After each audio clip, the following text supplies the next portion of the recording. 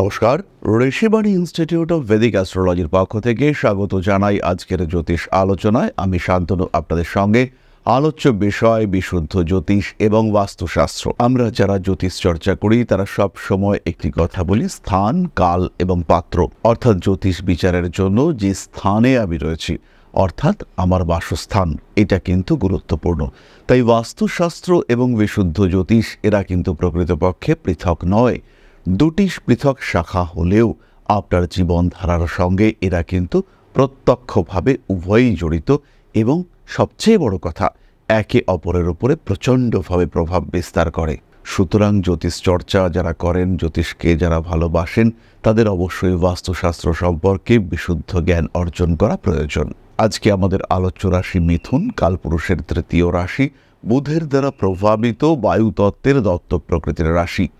এই রাশির মানুষদের জন্য বাসস্থান কেমন হওয়া উচিত এবং বাস্তু কিভাবে এদের জীবনকে প্রভাবিত করে, সেটাই আমরা আজকে খুঁজে বার করবার চেষ্টা করব। মিথুন রাশি বা লগ্নের মানুষরা যখন গৃহকর্তা অথবা গৃহকর্ত্রী রূপে বাড়ি তৈরি করার পরিকল্পনা করেন, তখন তাদের সবচেয়ে বড় সমস্যা হয় বাড়ির দক্ষিণ পশ্চিম দিকের স্থিতিশীলতা নিয়ে। এই রাশি বা লগ্নের মানুষ তাদের বাড়িতে যে বায়ু চলাচলের ক্ষেত্র বা ডিরেকশন হয়, সেখানে কিন্তু সবচেয়ে বড় সমস্যা সৃষ্টি হতে দেখতে পাওয়া যায়। টয়লেট, ওয়াশরুম, এই সমস্ত ক্ষেত্রগুলোতেও কিন্তু এদের সমস্যা হতে দেখতে পাওয়া যায়। যেদিকে এদের টয়লেট, ওয়াশরুম এগুলো হওয়া উচিত, সেই ডিরেকশনেও কিন্তু বারবার ভুল হতে দেখতে পাওয়া যায়। যদি কারোর জন্মকুণ্ডলিতে চতুর্থ ভাব রাহু কিংবা পীড়িত শনি দ্বারা ডিস্টার্বড হয়ে থাকে, সেই ক্ষেত্রে এরা কিন্তু বাড়ির উত্তর পূর্ব দিকটাকেই ওয়াশরুম, টয়লেটের সবচেয়ে আদর্শ স্থান হিসেবে বিবেচনা করে এবং সিস্টেমও এমন থাকে, সেটা হতে পারে ড্রেনেজ সিস্টেম, সেটা হতে পারে জল বেরিয়ে যাওয়ার রাস্তা, সেই দিকটাও এদেরকে বাধ্য করে যে ওয়াশরুমটাকে বাড়ির উত্তর পূর্ব দিকেই করতে হবে। তবে সবচেয়ে বেশি যে দিকটা পীড়িত হয় সেটি হলো দক্ষিণ পশ্চিম দিক। অর্থাৎ যে দিকটা আমাদের সবচেয়ে ম্যাসিভ রাখা উচিত, সবচেয়ে স্ট্রং রাখা উচিত, কংক্রিট রাখা উচিত, সেই দিকটাকে কিন্তু আমরা ব্যালকনি কিংবা সেই দিকটাতে ছিদ্রযুক্ত কোনো বিষয় সেগুলি রাখবার চেষ্টা করি। যেদিকে সিঁড়ি রাখবার কথা, সেই দিকে সিঁড়ি না রেখে আমরা সেখানে অ্যাকোয়ারিয়াম রাখবার পরিকল্পনা করে ফেলি। অর্থাৎ যে দিকটাকে ভারী করতে হবে, সেই ভারী দিকটাকে ভারী করবার পরিবর্তে সেই দিকটিকে আমরা হালকা করে ফেলি। এটাই কিন্তু মিথুনের সবচেয়ে বড় সমস্যা হতে দেখতে পাওয়া যায়।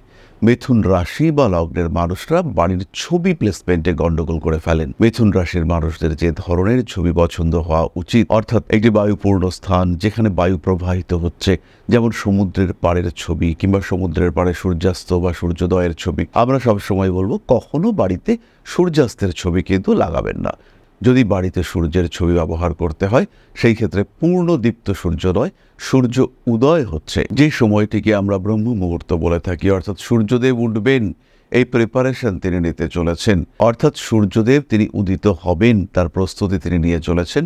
এই সময়ের ছবি সেটা কিন্তু আমাদেরকে গ্রহণ করতে হবে এবং সেটিকে ব্যবহার করতে হবে। পরবর্তী বিষয়টি হলো, মিথুনকে খেয়াল রাখতে হবে বাড়ির যে ম্যাসিভ এলিমেন্টস, ওয়ার্ডরোব, আলমারি, রেফ্রিজারেটর, কোনো যদি বড় রেফ্রিজারেটর হয়, সেটার যে প্লেসমেন্ট হবে, সেটাকে যে স্থানে রাখা হবে, সেই দিকটা কোন দিক হবে, কোন দিকে আমরা রেফ্রিজারেটর রাখবো, কোন দিকে আমরা ভারী জিনিসগুলিকে রাখবো, সেটা কিন্তু দেখতে হবে। বাড়ির যে হিটিং এলিমেন্ট, সেটা কোন দিকে রাখা হবে সেটাও খেয়াল রাখতে হবে। মিথুন কিন্তু এইখানে দায়িত্ব নিয়ে ভুল করে থাকেন। হিটিং এলিমেন্টস অর্থাৎ রান্নার জিনিসপত্র, প্রধানত রান্নার জিনিসপত্রগুলোই বাড়ির হিটিং এলিমেন্ট। মিথুন যে কাজটি করেন, দায়িত্ব নিয়ে এগুলিকে বাড়ির পূর্ব দিকে প্লেস করবার চেষ্টা করে থাকেন। বাড়ির পূর্ব দিকে এই ধরনের জিনিসপত্র রাখবার কারণে বাড়িতে কিন্তু ভালো রকম বাস্তু সমস্যা তৈরি হতে দেখতে পাওয়া যায়। এবং মিথুন রাশি বা লগ্নের মানুষদের যে স্ট্যামিনা, লড়াই করবার ক্ষমতা, জিতবার আগ্রহ, লড়ে জিতবো এই প্রচেষ্টা, এটা কিন্তু বারবার বাধাপ্রাপ্ত হয়। সুতরাং মিথুন রাশি বা লগ্নের মানুষ যখন বাড়ি করছেন, যখন বাড়ি সাজাচ্ছেন কিংবা বাড়িতে কোনো রকম পরিবর্তন করছেন, বাড়ির সাজসজ্জা একটু পুরনো হয়ে গেছে, এবার একটু সরিয়ে এদিক ওদিক করে একটু বাড়িটাকে আরেকটু সুন্দর করে তুলি, কিংবা বাড়িতে কিছু ফার্নিচার নিয়ে আসি, এই কাজকর্মগুলি যখন করবেন, প্রত্যেকটি কাজের ক্ষেত্রে প্রথমেই খেয়াল রাখতে হবে যে বাড়ির বায়ুতত্ত্বের মুভমেন্ট এটা যেন কোনোভাবেই ডিস্টার্ব না হয় এবং বাড়িতে পৃথ্বীতত্ত্বের যে ক্ষেত্র, সেটিও যেন কোনোভাবে ডিস্টার্ব না হয়। অর্থাৎ বাড়ির যে দিকগুলি স্ট্রং থাকা উচিত, দক্ষিণ দিক, পশ্চিম দিক, সেগুলি যেন আরও বেশি স্ট্রং রাখার চেষ্টা করা হয় এবং সেগুলির স্ট্রেংথ সেটা যেন কোনোভাবেই বাধাপ্রাপ্ত না হয়। এর সাথে সাথেই খেয়াল রাখতে হবে দুটি বিষয় আছে, একটি হলো উন্নতি, আরেকটি হলো অবনতি। উন্নতি হচ্ছে খুব ভালো কথা, উন্নতি হচ্ছে না, স্টেবল আছে, সেটাও চলবে, ভালো কথা। কিন্তু অবনতি হচ্ছে, এটা কিন্তু দুশ্চিন্তার কথা। অবনতিও নেই, উন্নতিও নেই, সামলে যাওয়া যাবে, কিন্তু ক্রমাগত ডিগ্রেডেশন হচ্ছে। শরীর সুস্থ, শরীরের মাস্কুলার হচ্ছে না, জিম যাচ্ছি না, চেহারা বড় হচ্ছে না, কিন্তু শরীরটা অসুস্থও নয়, এটা চলবে, সমস্যা নেই। কিন্তু শরীরের ক্রমাগত ডিটোরিয়েশন হচ্ছে, রোগ হচ্ছে, ক্ষয় হচ্ছে, এটা কিন্তু খারাপ কথা। মিথুন রাশি বা লগ্নের মানুষদের উন্নতির দিকটি হলো পূর্ব, দক্ষিণ পূর্ব, কিন্তু অবনতির দিকটি হলো উত্তর পূর্ব। সাধারণত মিথুন রাশি বা লগ্নের মানুষরা তাদের উত্তর পূর্ব দিকে জলতত্ত্বের এমন একটা অবিন্যাস তৈরি করে ফেলেন, অথবা উত্তর পূর্ব দিকটিকে এমন নোংরা কিংবা অপরিষ্কার করে রাখেন যে তাদের বাড়িতে ধীরে ধীরে রোগ বৃদ্ধির হওয়ার সম্ভাবনা দেখতে পাওয়া যায়। রোগের ক্ষেত্রটি ধীরে ধীরে বাড়তে থাকে। মানুষের মনের মধ্যে উৎকণ্ঠা, দুশ্চিন্তা, রোগ প্রবণতা এবং আমি অসুস্থ এটা ভাবার প্রচেষ্টা ক্রমাগত বাড়তে থাকে। ফলে মিথুন রাশি বা লগ্নের মানুষরা যেই মুহূর্তে দেখবেন শরীরটা ক্রমাগত খারাপ হচ্ছে, শারীরিক দিক থেকে দুশ্চিন্তা বাড়ছে, বুঝতে হবে বাড়ির উত্তর পূর্ব দিকটাতে আপনি গণ্ডগোল করে রেখেছেন। এবং যে মানুষটা বাড়িতে সবচেয়ে বেশি সময় থাকে অথবা যে মানুষটার লগ্ন সবচেয়ে দুর্বল, এই দুটি মানুষের অ্যাফ্লিক্টেড হওয়ার সম্ভাবনা কিন্তু সবচেয়ে বেশি। এবারে আমরা মিথুন রাশি বা লগ্নের মানুষদের আরেকটু ভালো থাকার জন্য কয়েকটি বাস্তু টোটকা আপনাদের সঙ্গে শেয়ার করব, যার মধ্যে প্রথমটি হলো বাড়িতে অ্যাটলিস্ট একটি এক্সস্ট ফ্যান লাগাতে হবে এবং সেটি কিন্তু রান্নাঘর অথবা ওয়াশরুমে ব্যবহার করতে হবে। বাড়িতে রাখা এই এক্সস্ট ফ্যানটি এটি যদি বারবার খারাপ হয়ে যায় তাহলে বুঝতে হবে যে আপনার বাস্তু অবশ্যই খারাপ রয়েছে এবং সেই খারাপ বাস্তু আপনার উপরে প্রভাব বিস্তার করবে। অনেক সময় আমরা দেখতে পাই বাড়ির বাস্তুটা ডিস্টার্বড এবং সেই বাড়িতে যারা রয়েছেন তারা সবাই কিন্তু ডিস্টার্ব নন, একজন বা দুজনের উপরে তার প্রভাব পড়ছে, বাকিরা সুস্থ আছেন, ভালো আছেন, তাদের ডেভেলপমেন্ট হচ্ছে, ইমপ্রুভমেন্ট হচ্ছে, কিন্তু একজন বা দুজন লোক তারা কিন্তু ভীষণভাবে অ্যাফ্লিক্টেড হচ্ছেন। দ্বিতীয় বিষয়টি হলো আপনি যদি মিথুন হয়ে থাকেন এবং আপনি যদি বাড়ির প্রধান হয়ে থাকেন অথবা বাড়িতে সবচেয়ে বেশি সময় থাকেন এমন ব্যক্তিত্ব হয়ে থাকেন, তাহলে অবশ্যই আপনার রান্নাঘর যেখানে সেই হিটিং এলিমেন্টস রয়েছে সেখানে অবশ্যই একটি সবুজ গাছ, জীবিত গাছ রাখার ব্যবস্থা করুন। ন্যাচারাল প্ল্যান্ট রাখা সম্ভব না হলে অবশ্যই সেখানে প্লাস্টিক বা অন্য কিছু আর্টিফিশিয়াল রাখতে হবে, কিন্তু সবার আগে চেষ্টা করতে হবে গাছটি যেন অবশ্যই জীবিত হয়। তৃতীয়ত, বাড়ি করবার সময় খেয়াল রাখুন যাতে বায়ু প্রবাহ সঠিক হয়, সঠিক দিকে যাতে বাতাস প্রবাহিত হতে পারে, সঠিক দিকে যাতে বায়ু প্রবাহ হওয়ার সম্ভাবনা দেখতে পাওয়া যায় এবং বাতাস একদিক থেকে প্রবেশ করে যেন আরেকটা দিক থেকে বেরিয়ে যেতে পারে। সোজাসুজি জানালা, সোজাসুজি দরজা, এই বিষয়গুলি রাখবার চেষ্টা এটা করতে হবে এবং প্রত্যেক দিকে যেন বায়ু প্রবাহের সন্তুলন থাকে এই ব্যবস্থাটি কিন্তু করতে হবে মিথুনকে। মিথুনের বাড়িতে অথবা ঘরে যদি বায়ু প্রবাহ স্ট্যাগ হয়ে যায়, যদি বায়ু প্রবাহিত না হতে পারে, তাহলে সেটা কিন্তু বড় রকমের বাস্তু সমস্যা সৃষ্টি করতে চলেছে। বিশেষ করে বাড়ির যে উত্তর পশ্চিম দিক বায়ুকোণ, সেখানে যেন পর্যাপ্ত বায়ু প্রবাহিত হওয়ার জায়গা অবশ্যই থাকে। চতুর্থত, এটা প্রত্যেক রাশির জন্যই প্রযোজ্য, বাড়ির ব্রহ্মস্থানটিকে ফ্রি রাখার চেষ্টা করতে হবে, অর্থাৎ বাড়ির যেটি কেন্দ্র তাকে যতটা সম্ভব ফ্রি রাখবার চেষ্টা করতে হবে। এবার প্রশ্ন হলো বাড়ির ব্রহ্মস্থান কি করে খুঁজে পাবেন? এই বিষয়ে আরেকটি ভিডিও আমি আপনাদেরকে পরবর্তী সময় করে দেব। খেয়াল রাখতে হবে আপনার যে পুরো বাড়ির ফ্লোর, তার যে সেন্টার অফ গ্র্যাভিটি, সেটাই কিন্তু অ্যাকচুয়ালি আপনার ব্রহ্মস্থান।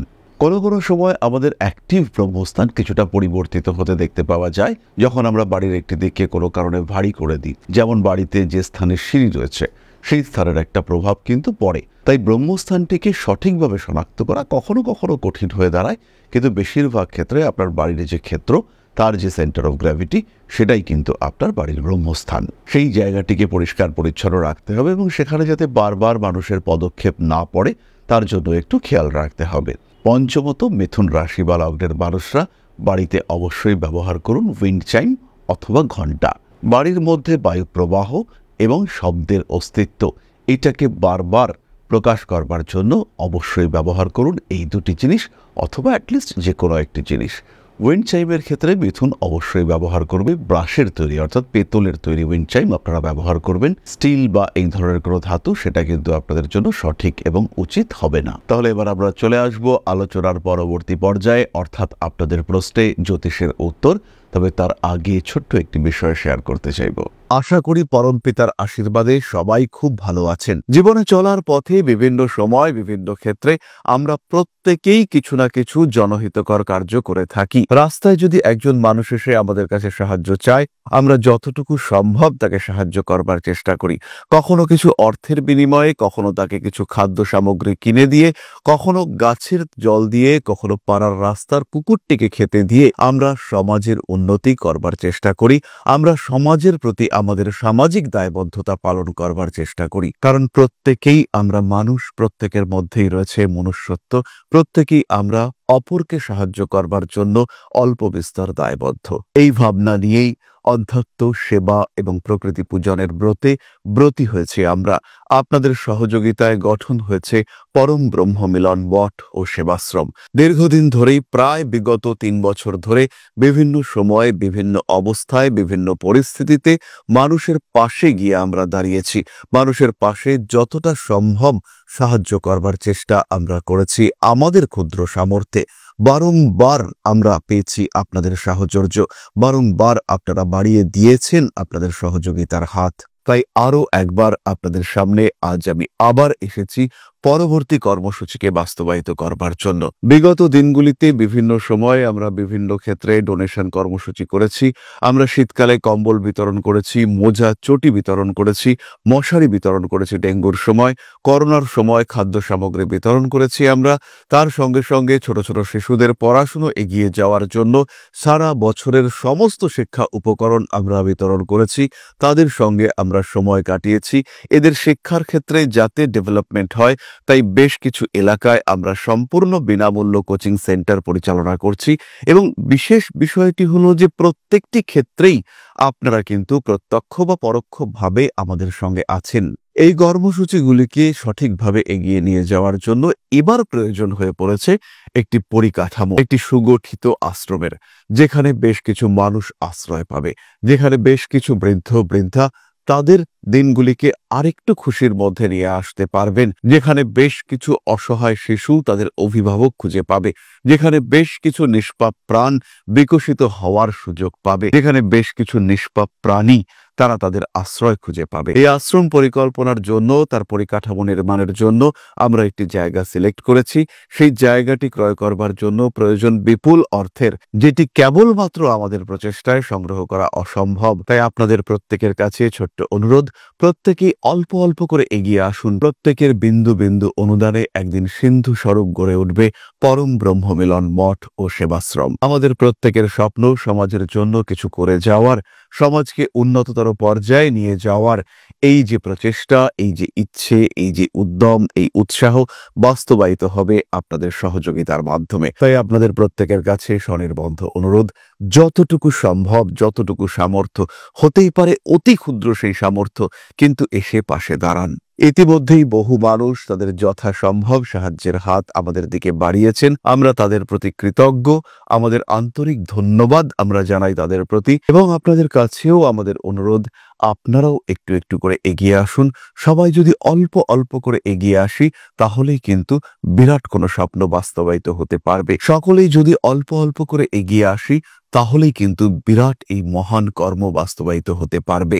একদিন আমার আপনার প্রত্যেকের স্বপ্ন পরম ব্রহ্ম মিলন মঠ ও সেবাশ্রম আধ্যাত্ম সেবা এবং প্রকৃতি পূজনের এই মহান দায়িত্ব নিয়ে এগিয়ে আসতে পারবে, একটি জায়গা তৈরি করতে সক্ষম হবে। সবাইকে জানাই অগ্রিম ধন্যবাদ এবং শুভেচ্ছা। সবাই খুব ভালো থাকবেন। নমস্কার। তাহলে এবার আমরা চলে আসি আপনাদের প্রশ্ন পর্যায়ে।